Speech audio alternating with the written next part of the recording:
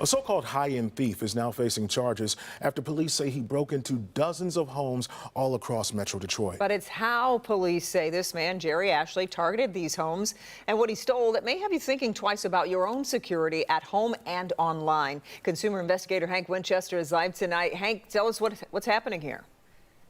Yeah, Kimberly DeMond, this one is really interesting. It's why we want to share this information with you. This high-end thief, he wasn't making his way into homes, just grabbing the TV and running out the door. No, he was really thinking about what was inside. So he was making his way into your closet. He was opening the drawers in your buffet because he was after the silver. He was after the jewelry. Why? He would sell it and he would make big money. So, Hank, it sounds like this guy was very active in targeting homes in many communities. DeMond, this guy was all over the place. In fact, we're talking about 12 different break-ins at least. And the communities we're talking about, the cities like Grosse Pointe Farms, Grosse Pointe Park, the city of Grosse Pointe, Novi, Farmington Hills, Ann Arbor, Shelby Township, Canton, and Birmingham. Police eventually, as you saw from that mugshot, able to track him down within the last few days. Well, how did he select his targets? Do we know?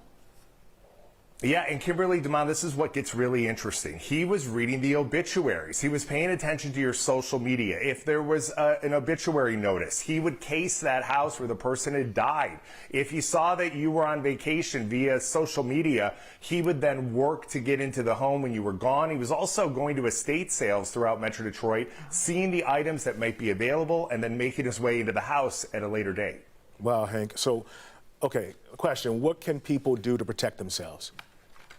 Yeah, important lessons for all of us, right? So in this case, if you have a loved one maybe that's passed away or a home that needs some extra supervision, contact the police in your community. They may be able to do some extra patrols if they are fully staffed. Also, be very conscious of what you're putting out there on social media. Don't let everybody know that you're out of town if you actually are, and check those security settings on Facebook and Instagram.